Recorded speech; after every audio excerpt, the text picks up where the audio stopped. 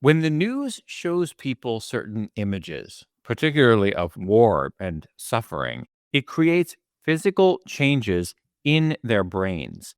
It triggers part of the mind so intensely that it becomes hard to think straight.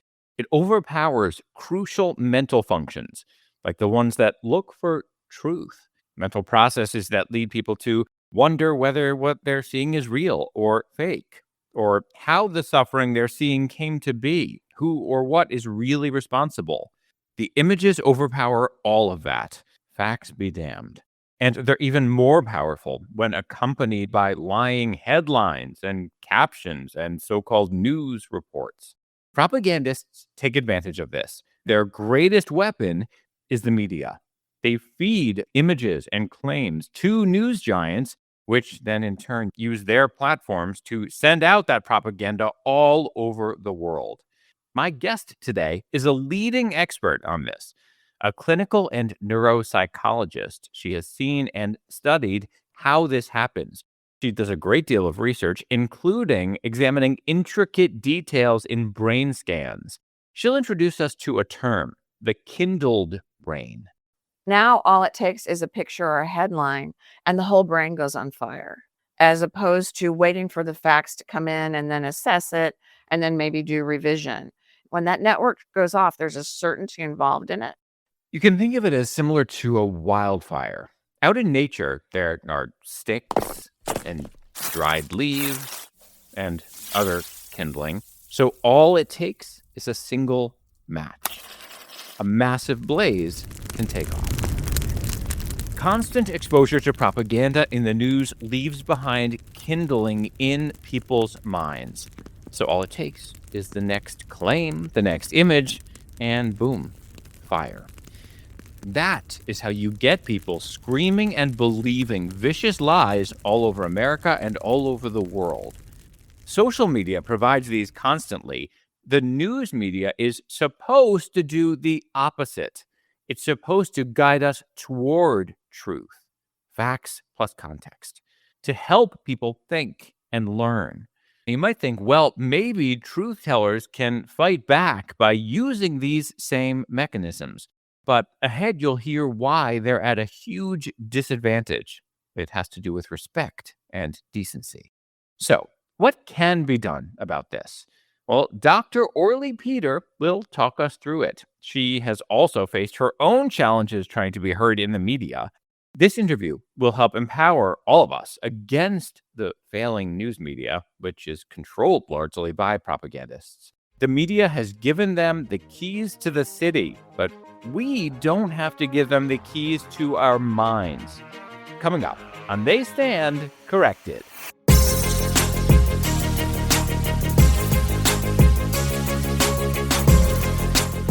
Hello and welcome to They Stand Corrected, the podcast that fact checks the news.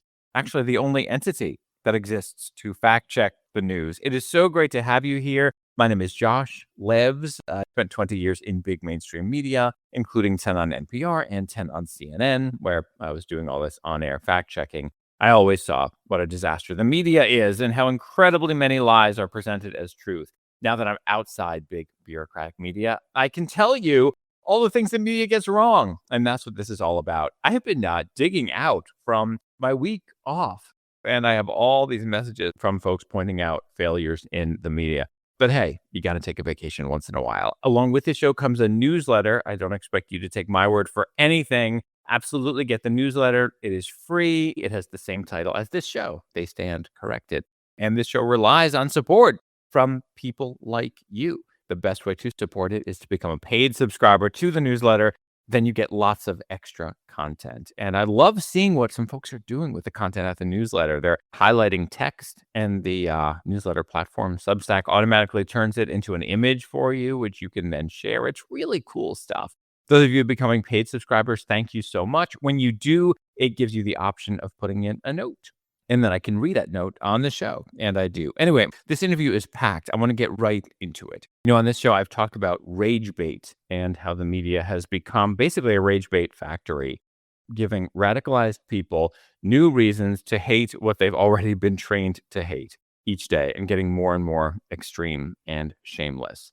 As we go into this interview, think about some of the prominent examples of major news agencies running obvious propaganda, like when the Washington Post put an image of Israeli Druze children who were killed, but captioned it that Israel had attacked Lebanon. So anybody who saw it thought it was the opposite of what it was. Or when the New York Times put a cropped image on its front page pretending that a child with a genetic condition in Gaza was being starved. The image cropped out his obviously well fed brother right next to him. Also, keep in mind how CNN and others have shown these propaganda videos that Gazans took of children there eating dirt. Any ethical person would stop a child from eating dirt, and there was food right there. There are reasons that all these images are provided to news consumers. Orli Peter is a clinical and neuropsychologist. She's been working for 3 decades as a leading practitioner, researcher, educator. She's done research at Berkeley, UCLA. She's worked with the Rand Corporation. She led the psychology department at Mount St. Mary's University in Los Angeles. And she has treated survivors and witnesses of 9/11, also Iranian refugees, Israeli victims of terrorist attacks. Those victims are people of different religions and backgrounds. And she's treated families who have fled war-torn countries and lots of other people. Orli has explored in detail how the human brain works and responds to the news. Some neuroscientists argue that every cell in our brain is part of some sort of prediction model of the world. So our goal is to always get as close as possible to reality, which means that we have systems in our brain that update information. And there's this constant updating process that is supposed to be going on. But in captured brains captured by propaganda, I argue that updating process gets interfered with. For instance, the way that Hamas has been conducting their political campaign for many, many years, it is brilliant. I said as early as 2009. I was working with Richard Schwartz, who's the founder of Internal Family Systems. And he was invited up to Esalen in Northern California, which is one of these famous retreat centers where they do all this kind of new age health. The way it was presented was that Palestinians and Israelis were going to come together and he was going to do trauma treatment and this was going to help foster peace. And it just so happened that when these people were flown out, Israeli Arabs and Israeli Muslims and Israeli Jews and Israeli Druze, the Gaza war started in 2009. There were TV monitors and CNN was playing what was referred to later as war porn. It would just be playing over and over again nonstop. And I watched how people's opinions and their brains got more traumatized from this. When part of what trauma treatment is about is actually reducing the activation of the brain so that you can bring in new material. And because of CNN's role and because of CNN showing war porn over and over, Yeah. people who were supposed to be able to open their minds were instead having their minds Overactivated. So what happens in trauma is you're either near death or you've witnessed death or one of the most frightening events. So your brain gets overactivated. In that kind of a brain state, it shifts in how it processes information. What propaganda does, and especially this, what was later referred to as pornographic propaganda, it overactivates the brain. So it, in a sense, it mimics that part of trauma. So Hamas makes sure that the news gets all this video, whether it's real or not, whether it's Israel's fault or not. It might be an errant Hamas bomb. Hamas makes sure that that video gets to these news agencies, which then stick it in everybody's face, which then traumatizes them. Yeah, I don't want to say it traumatizes them, but it gets them in an overactive state, just like trauma does. Okay, and then Because there's more to trauma than just that. But and when the brain is overactive, when the brain is overactivated by these kinds of images, what then happens that leads to people believing propaganda and lies? so with this type of propaganda, I call it like the Trojan horse. Like once you see it, it's not something that you've given permission for. If you read a story, it takes a lot of cognitive effort to read. and you're getting more brain networks online that can process the information that's coming in. But when you're seeing this imagery, the imagery comes in without your permission. You see it and boom, it's inside you. It takes so much energy to metabolize that it starts drawing resources away from the higher level parts of the brain. So being able to assess, analyze, put things in context, all of that kind of stuff, there's less resources for that. You're just activated in, this is what we call pain empathy, especially if it's a child's picture, that activates the brain more. We know this from not only neuroscience research, but also social psychological research. We've known this for many years. Yeah. So through mimetic warfare, when Hamas, backed by Iran, or Qatar through Al Jazeera, any of these places keep tossing certain images at people, spreading images on social media and on mainstream media, they are having this effect on people's brains that prevent people from being able to stop and do what we call think, gather new information, contextualize, figure out what really happened here, question the reality of what they're seeing. It all contributes toward the efforts of the propagandists. Yeah, it makes it much harder to access those higher level thinking processes. And the role of the news is supposed to be to say, okay, let's stop and look at facts. Right. Well, that's what it's supposed to be. And But you you've get seen more how clicks. You get more clicks the other way. Yeah. you've studied it. You've seen that's what's happening. Oh, yeah. I mean, there's been many studies on this. When you're in that high empathy state, you can make certain immoral decisions. So you don't see context anymore. You don't see why that happened or who's to blame. It's just, you're just, oh my God, this is horrible, because it is horrible. So all of those other kind of assessments really reduce. There was a study done at UCLA where it was an MRI study.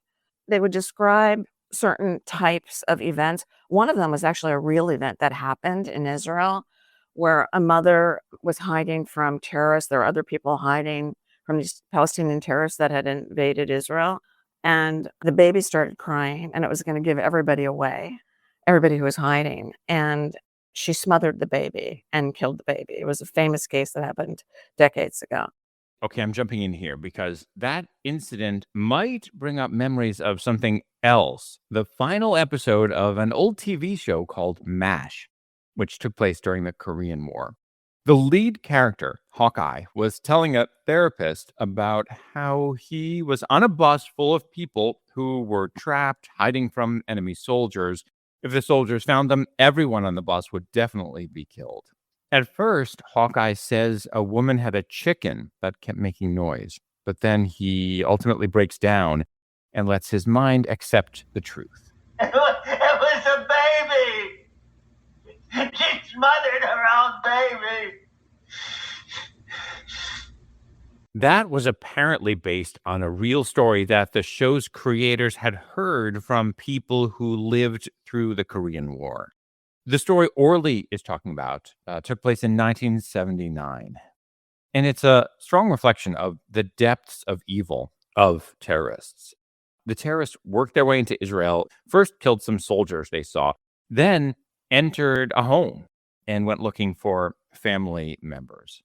The mom, her name is Smadar Haram, she managed to hide in a crawl space with the 2-year-old daughter, whose name was Yael. This daughter was crying, of course. She tried to quiet the girl, and as a result, the baby suffocated. Meanwhile, the terrorist did manage to find the dad, Donnie, and the 4-year-old daughter, Einat. The terrorists took them outside the home. They wanted to traumatize this little girl before killing her, so they shot the dad in front of her and then bashed her head against a rock until she died. Ultimately, these terrorists were tried and convicted, but these terrorist groups kill Israelis and refuse to return bodies for burial unless living terrorists are released from Israeli prisons. So, years later, Israel gave up the leader of that operation to Hezbollah, which the terrorist was a part of. Hezbollah being a big chunk of Lebanon and backed by Iran and Syria. This guy was adored, literally celebrated as a hero for what he did. It's nothing like babies getting killed unintentionally in airstrikes or whatever. This is just so sick. In 2015, the leader of that cell was killed in an operation in Syria. Israel did not specifically take responsibility, but welcomed the news, obviously. Now, just weeks ago, this 1979 attack got some new relevance. There is a great outspoken woman named Rawan Osman. She calls herself a recovering anti-Semite. She talks about growing up in Islamist nations in the Middle East. She wrote about this attack and how when she was growing up, the perpetrators were celebrated. She recently met with the mom of that family, Smadar. Rowan wrote that she was struck by the contrast between the culture that celebrated the family's murder and the woman sitting in front of me. Despite the annihilation of her family, she rebuilt her life, remarried. She had 2 daughters. Again, she retained gratitude for life itself.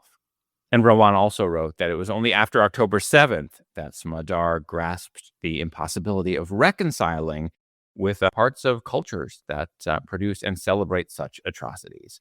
Okay, now getting back to Orli, here's the deal. There are studies that look at what happens when people are told about this story. They know that if the baby makes noise, everyone will get killed, including the baby. Are they able to incorporate that information into their minds? These surveys keep showing that they aren't able to. When they are activated. So if you had high empathy, you're less likely to be able to kill the baby, which means that you're going to be more likely to, as a result, Get everyone killed. So this is a utilitarian type of morality. They've done this with the trolley car, where there's a trolley car coming down the hill and there's 2 paths, and one path has 5 bodies attached to it. To save the 5 people, you have to pull the lever to have 1 person killed. People with high empathy can't do that. But in war, that happens all the time. So people could be doing this with the many, many conflicts going on in the world. I mean, there's so many wars going on everywhere, and there are so many children suffering. But most places are not driven by propagandists the way that Hamas and Iran. Not as skillfully. In the last Hamas war, the Israelis captured an Islamic Jihad, one of the heads of the propaganda machine. And I've seen the tape. He says that they've studied the Western kind of mindset, and they see what the Westerners value, which is humanitarian values and these kinds of things, so that they frame things in humanitarian ways to the Western audience. But of course, to their own audience, they frame it as victory. And you could see what happened on October 7th. You know, they were filming all of these snuff films, worse than snuff films, and bragging about it to their own audiences, where to the Western audiences is poor victims of oppression and all these kinds of things. And it works. So they understand the Western mind more than the Western mind understands the jihadists. And by the way, that also varies with age developmentally. Well, because older people have been around on the planet more, and they've been able to refine their models of these different groups and different people. So they have more sophisticated models. So what we have in the polls is the younger people are more in support of these jihadist groups even. Does that mean that there's reason to hope that as they grow, they'll start to see the light a little bit more? Or if you get them in the early age, does it only get worse as they age? No, I mean, there's a lot that can happen as you age. One of the things that happens is the brain does tend to not be as susceptible to as intense an activation. That's why people kind of mellow. That's how they talk about it in the nomenclature. They kind of mellow. So when the brain is less activated emotionally, now it has resources that can spread more evenly as needed. Okay, so images, claims, headlines can instantly overtake so much of the brain that people don't think, consider, learn. But that's just the beginning. Something else has to happen immediately afterward. And propagandists ensure that it does. Coming up.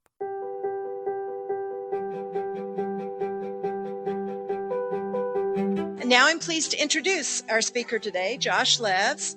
We are blessed to be able to have a speaker this evening who speaks with a lot of heart. An outstanding author, a principled and groundbreaking journalist, a really engaging speaker and thinker. Broadcaster, journalist, and host of They Stand Corrected, the podcast fact-checking the news. Thank goodness. Josh spent 20 years reporting for NPR and CNN, where he developed unique expertise on nonpartisan fact-checking. He has been called Truth Seeker in Chief. Josh has won multiple Peabody Awards, Murrow Awards, and awards from the AP, from the Society of Professional Journalists, the National Association of Black Journalists, and more. His book, All In, was published by HarperCollins and won the Nautilus Gold Award for promoting positive social change. He has spoken to the United Nations, Congress, Google. And of course, I think is very cool, won a debate at Oxford. He launched his podcast and newsletter called They Stand Corrected to provide listeners with the truth in a world of disinformation. Clearly, he is a much-needed voice during these crazy times. It's my pleasure to introduce Josh Levs to you today. Please welcome. Please join me in welcoming Josh Levs.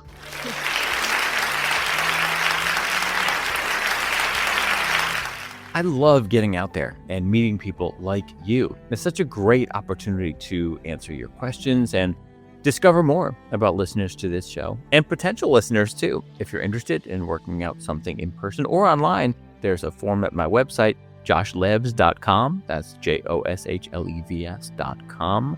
You'll find a link in the show notes. Just click bookings.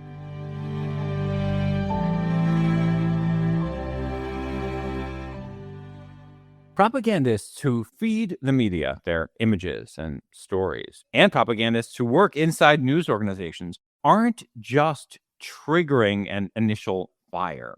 They're also instantly pinning blame. Orli explains what happens right after a description, headline, picture, or video. It's a narrow window. And during that window, there has to be an insertion of some sort of cause for the suffering. That's how the propaganda has to work. It can't just be, here's a suffering child, because first of all, the brain is always asking why. Our brain is hardwired to look for where the threat is and what is the cause of the threat and how to protect. Yeah. The most activating is a suffering baby. And now here's the moment, it's Israel's fault. Not to search for, wait, how is this happening? I have treated many Palestinians, and I've heard stories of Hamas telling them when they were kids to go into a building that they just fired from, knowing that Israel is going to fire back. The children are going to die, and they're trying to get the children into that building for the propaganda war, because that's the war they can win. The attribution has to be inserted that it's Israel's fault. And once that's repeated and repeated over and over and over again on CNN, now you've got networks forming. Now we're getting an installation. It can then become consolidated, and then we're in trouble. I look at people's brains almost every single day using QEEGs, and I look at traumatized brains especially. One of the things that we see is something that we call a kindled brain, a brain that is so highly aroused that now all it takes is one picture of a baby and the whole network goes on fire. So baby killers, genociders. And Israel could be fighting back in these same ways. But in Jewish cultures, we're not into playing up victimhood. Like, we learn history and we talk about these things happen, but we don't say, pity us. We don't say, we're going to spend our lives as victims. Like, whatever hell we've been through, we're going to work and learn and build and improve. So I can see why it wouldn't occur to Israel to play into these same systems and narratives and fire people's brains that way. Not only have they not been effective, they've barely tried. Yeah, why it is has that? barely been their attention. Yeah. Some of the leaders say that to protect the dignity of the families on October 7th, they did not want to reveal the horrific things that were actually going on, that they didn't want to manipulate it that way. Yeah, and that makes sense. There is a desire to protect privacy. and to let families choose these things. And it's tricky for families as well to decide. I've thought sometimes in America, if people whose children were killed in a school shooting, if they chose to let the images of their kids be shown to the world, maybe it would be like an Emmett Till situation. Like maybe people would be so struck they would finally take action. But it's really hard. And in a democratic society, you can't just do that against people's wishes. Whereas Hamas, Iran, Qatar, these places can do whatever they want. No one has any say. Mm-hmm. So tell me what it's like for you to see the news. Are you constantly thinking, oh, I see what they're doing. I see how this is going to affect people? I don't have to think it anymore. It's just automatic. But I'm concerned about the state that we're in collectively, almost 3 years after October 7th now, after a massive propaganda campaign. I've never seen anything like this the last 3 years. Every single, at least week, there was a new libel and a new horrific libel. It's like, what can you dream up next? And they all get carried by the media. People in the media have been affected by the exact mental processes that you've described. Yeah. What happens when you have these kindled brains is the threshold for the whole brain to activate now is much lower. Now all it takes is a picture or a headline and the whole brain goes on fire, as opposed to waiting for the facts to come in and then assess it and then maybe do revision. When that network goes off, there's a certainty involved in it because it's as if it's seen the whole thing that propaganda network was built on. The outrage about it is synchronized. It's not only synchronized and distributed across the brain, but it's synchronized with other brains. It reaches out to other brains. Do you mean multiple people having this experience? Yeah. So what you see right now on the internet, this is what going viral is, right?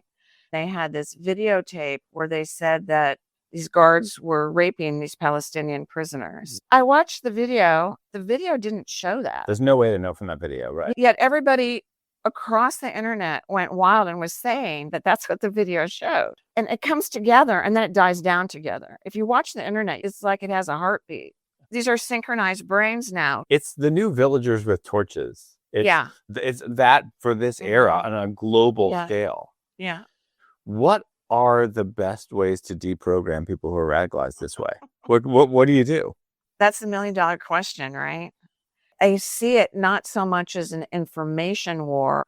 I see it more as a brain state war.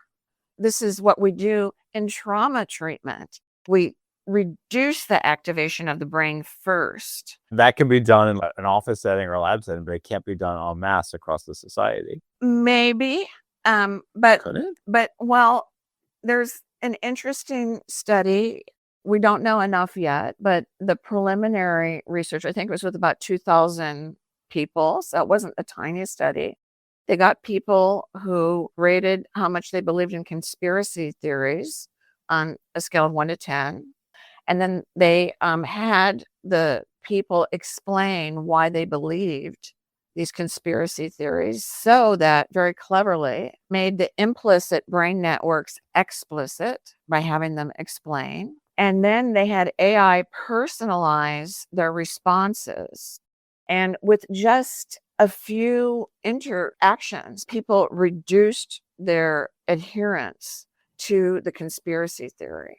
So there might be a way to guide AI tools, maybe even social platforms that are using AI increasingly toward truth and de-radicalization. Yes. And even if you can't have every person state their reasons, maybe the algorithm could figure out based on what they click, based on what they like, based on what they share, what they need to learn in order to start to see truth.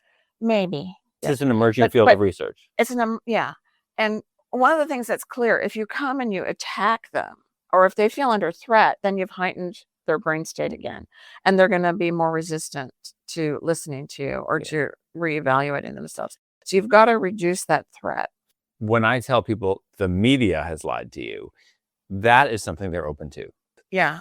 Because it's just a fact. And when I say that, they don't shut down. They don't feel attacked because it's not me saying you're wrong. Yeah. It's me saying the media has lied to you. Yeah. And then I can start to give them examples, concrete examples. And I always say this, we have to separate our egos from facts. Whether I'm alive or not, the earth is still round. Like my existence has nothing to do with it. So here's proof of a thing that happened. Here's a major news agency saying this thing didn't happen or what happened was completely different.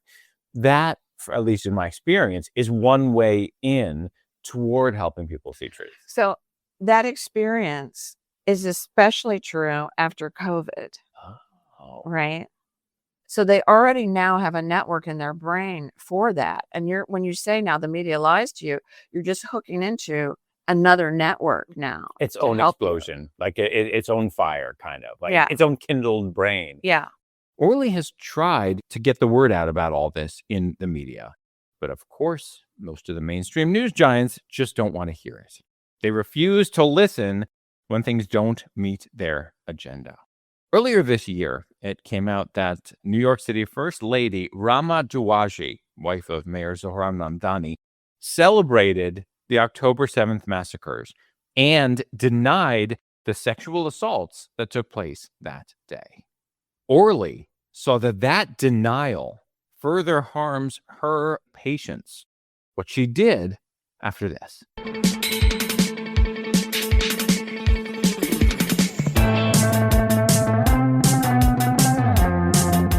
Historians believe it was nearly 5,000 years ago that humans discovered something, the chance to drink caffeine through tea. Legends say it took place in a region that would later be called China. Many centuries later, drinking coffee became a thing in Ethiopia. And now, almost everyone drinks caffeine. More than 90% of American adults, and similarly large numbers around the world. I imbibe caffeine, but not in the form of coffee. I drink energy drinks. They fuel me as I put together the show and newsletters for you. If you want to help make this possible, then you and I can have a coffee date. Well, a caffeine date? Is that a thing? The simplest, fastest way to support this show is through buymeacoffee.com/JoshLives. You just hop on, click a button, and we can meet up on Zoom sometime. I see every contribution, and it always means so much. See you there.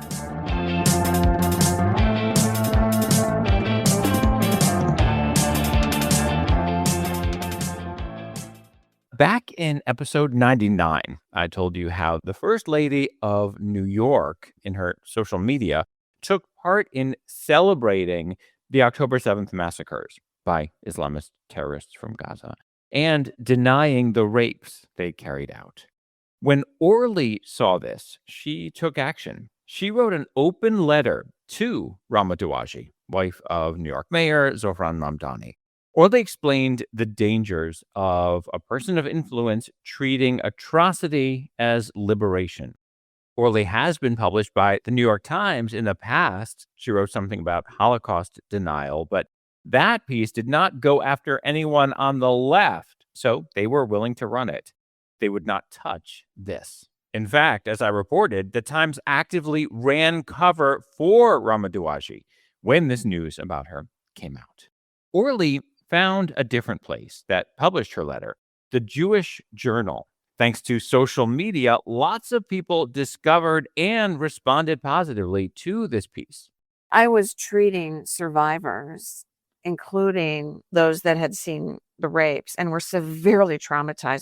It was, I don't even want to say, I mean, the amount of torture and sadism before they blew the women's heads off. And then to have her deny that rapes occurred, this actually harms my patients because there's a secondary wound. If you're not believed for what you've seen and witnessed that has destroyed your life or almost destroyed your life, it furthers the injury, something we call traumatic invalidation. Some of these people can't speak because they're so horrified. Their brains are just so dissociated from what they saw. Their linguistic centers just went down. So I felt an obligation, a moral obligation to speak. And I was surprised it went viral. I don't know if any other publication would have published it besides the Jewish Journal. See, in an ideal world, the New York Times would run that piece. But of course they wouldn't, because it's so obvious right now what their bias is.